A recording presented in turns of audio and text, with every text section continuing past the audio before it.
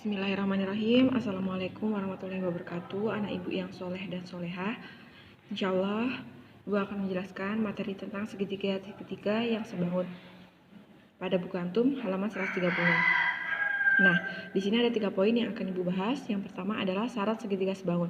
Jadi syarat segitiga sebangun itu adalah perbandingan sisi-sisi dan sudut-sudut yang bersesuaian. Jadi syaratnya sisi dan sudutnya harus bersesuaian. Kalau tidak bersesuaian, maka dia dikatakan bukan sebangun. Nah, syaratnya adalah, misalkan di sini ada contoh. Ini adalah gambar pertama. Ini gambar kedua. Nah, kalau kita lihat sama-sama segitiga, ya, dia sama-sama segitiga. Nah, tapi kita harus lihat dia sebangun atau enggak.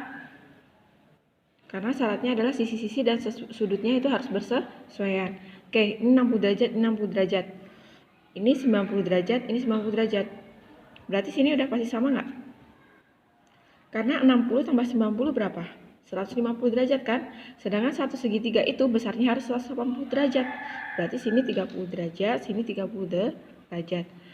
Nah, jadi ini semuanya sama kan sudutnya? Sudutnya bersesuaian kan? Nah, misalkan ibu di sini ibu tambahin angka untuk melihat dia bersesuaian atau tidak.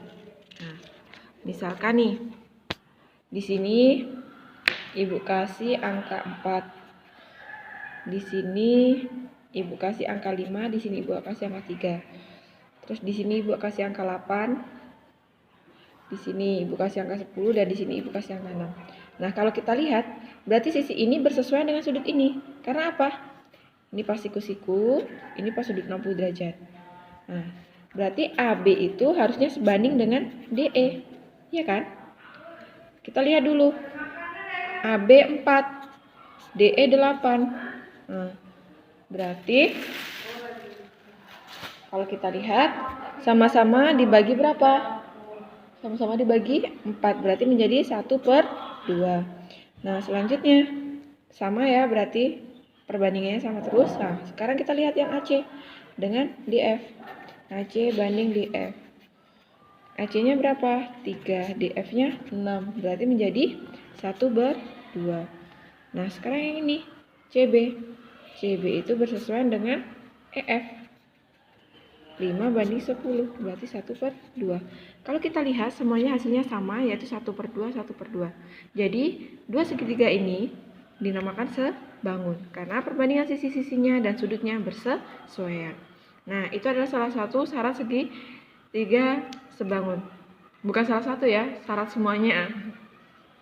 Nah, selanjutnya yang kedua adalah kesebangunan khusus dalam segitiga siku-siku. Nah, ternyata di sini ada kesebangunan khusus dalam segitiga siku-siku, yaitu kalau kita lihat gambar ini adalah sebuah segitiga. Ternyata ada 2 segitiga di sini. Segitiga yang pertama dan segitiga yang kedua. Kita lihat siku-sikunya ini di sini. Berarti ini ada juga siku-sikunya di sini, ya nggak? Kalau ibu gambarin, berarti ada BAD, ya kan? B. Oh, siku-sikunya di D. Berarti sisi miringnya BA. BA, D-nya di sini. Oke. Nah, yang ini siku-sikunya di ini, D juga.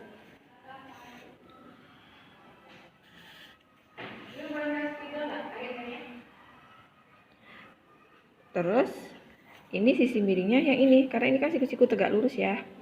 Berarti AC. AC.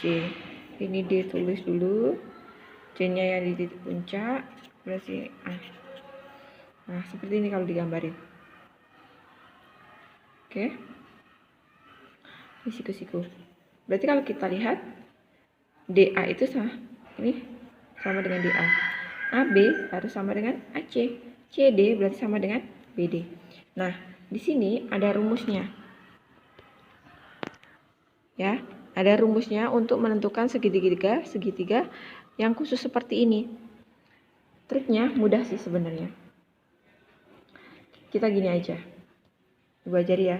Kalau mau mencari AC, rumusnya adalah CD kali CB. CD kali CB. Oke?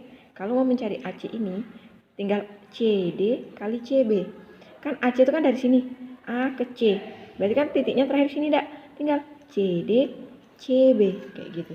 Jadi kalau mau mencari AC ya, kalau mau mencari AC, tapi AC-nya kuadrat ya, jangan lupa. Kalau mencari AC kuadrat sama dengan berarti CD kali CB. Oke, jadi kita nggak perlu gambar ini sama ini, itu nggak perlu sebenarnya.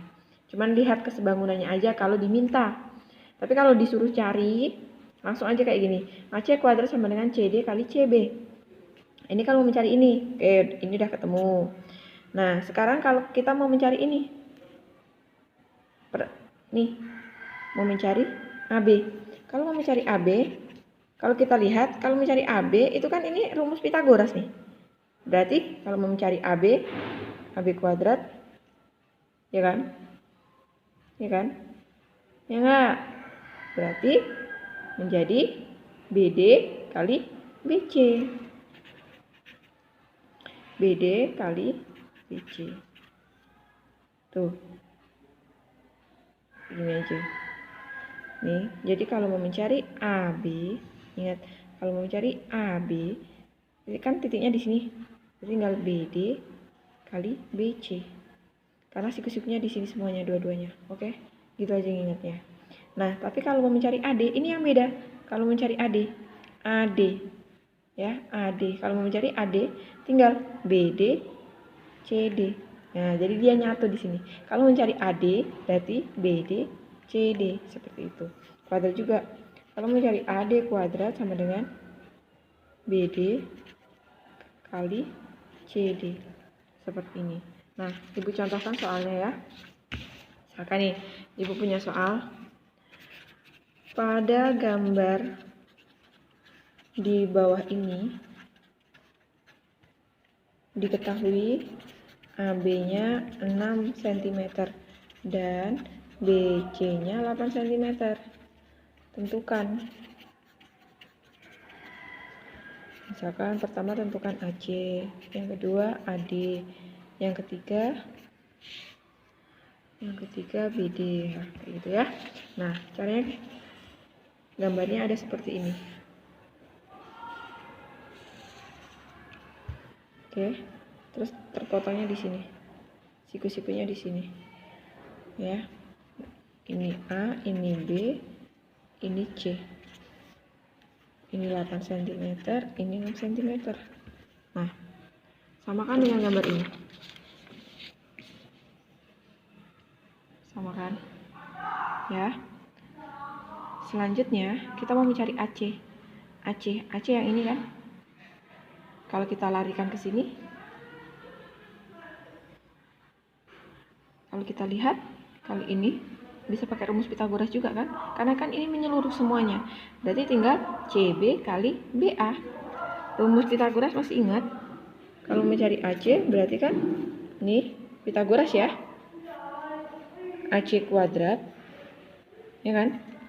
Sama dengan AB kuadrat ditambah BC kuadrat. Berarti AC kuadrat sama dengan AB. AB 6 kuadrat ditambah 8 kuadrat. Berarti AC kuadrat sama dengan 36 ditambah 64. Untuk ngilangin kuadrat di sini, berarti sini juga harus dikuadratkan. Ketika kuadrat sama-sama dikuadratkan, berarti menjadi 1. Sedangkan sini menjadi akar. Berarti menjadi 100. Nah, AC berapa jadinya? 10 cm. Berarti panjang seluruhnya dari sini sampai sini adalah 10 cm gitu. Oke, ini baru AC, baru yang A. Yang A sudah selesai. Nah, selanjutnya yang B. Yang B yang ditanya AD. AD itu berarti di sini ada D-nya. AD. Ingat, AD. Tadi rumusnya kalau mencari BA, ya kan? Kita kan dari ujung yang sini nih caranya. BA itu rumusnya adalah AD kali AC, ya kan? Kalau mau mencari BA, ini yang ditanyakan AD. Tapi AD itu termasuk di dalam BA, gitu kan? BA kuadrat sama dengan, caranya gitu dulu, AD dikali AC. Oke, BA kuadrat berapa? 6. 6 dikuadratkan berarti. AD-nya? AD-nya tahu nggak? AD-nya nggak tahu berapa. AC-nya kan AD yang ditanya. AC-nya A ke C 10. Gitu. Berarti 6 kuadrat 36. AD kali 10. Nah, untuk ngilangin 10 ini sama-sama dibagi 10. Kalau sebelah sini dibagi 10, ini sini juga dibagi 10. Berarti 36 dibagi 10. Tinggal AD. 10 bagi 10 1 kan? Makanya AD kali 1 tetap AD. 36 bagi 10. 3,6. Itu kan? Nah, 3,6 ini AD. AD. Ini 3,6. Berarti kalau AD 3,6 berarti bisa ya nentuin CD-nya. Kan panjang A ke C 10. Berarti tinggal 10 dikurang 36. 10 kurang 36 berapa? 64. Berarti sini 6,4 seperti itu. Nah, mudah banget ya insya Allah. Nah, sekarang yang BD. Kita mencari yang BD. BD. BD berarti B ke D. Kalau BD mudah banget tadi kan. Tinggal ini kali ini. Ya enggak? Berarti BD kuadrat sama dengan. Ya kan? Tinggal 3,6 dikali 6,4. Aduh, maaf ya. Miring-miring. Berarti berapa tuh? 23,04. Sedangkan di sini ada kuadrat BD-nya tadi. Berarti untuk ngilangin kuadratnya itu sama-sama dikuadratkan. Berarti sini jadi akar 23,04 yaitu 4,8 cm. Jadi panjangnya ini 4,8 cm. Nah, ini penjelasan materi dari Ibu Yuni untuk kesebangunan khusus dalam segitiga siku-siku. Nah, boleh ditanyakan jika belum paham ya. Insya Allah mudah selama antum mau mempelajarinya. Oke. Baik anak-anak ibu, lanjut yang ketiga yaitu menghitung panjang salah satu sisi yang belum diketahui dari dua segitiga yang sebangun. AB itu sejajar dengan DE. Nah, DF sejajar dengan AC. BC sejajar dengan EF. Nah, jadi kalau mencari ini, itu caranya sangat mudah. Kayak gini aja. AB itu kan sama dengan DE, ya nggak? Nah, CB sama dengan EF. Atau CB sama dengan FE.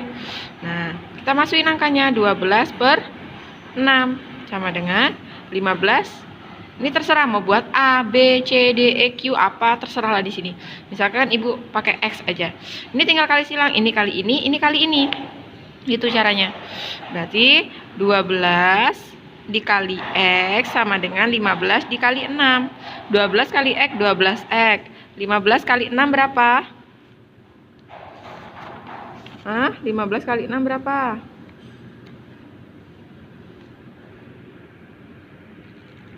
Nih, kalau bingung, 5 kali 6 kan 30, nyimpen 1. 1 kali 6, 6 90. Berarti X sama dengan 90 per 12. Atau 7,5 cm. Selanjutnya, untuk yang nomor 4, garis-garis sejajar pada sisi segitiga. Kalau kita lihat di sini ada dua segitiga. Segitiga pertama, ketiga yang kedua. Segitiga kecil, segitiga besar, ya kan? Kalau ibu buat seperti ini. Ini SQR, yang kedua, yang besarnya TPR. Nah, yang ini berarti 3, ya dak?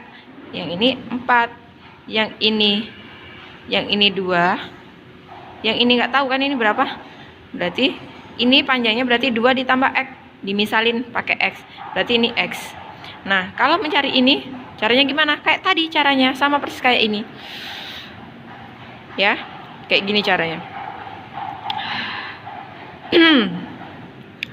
SQ itu sama dengan TP.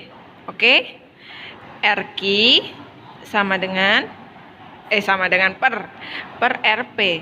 Kita masukin nilainya SQ berapa? 3. TP-nya 4. RQ-nya X, RP-nya 2 tambah X. Kita kaliin silang deh. 3 kali 2 tambah X berarti 3 kali 2 tambah X. 4 kali X 4X.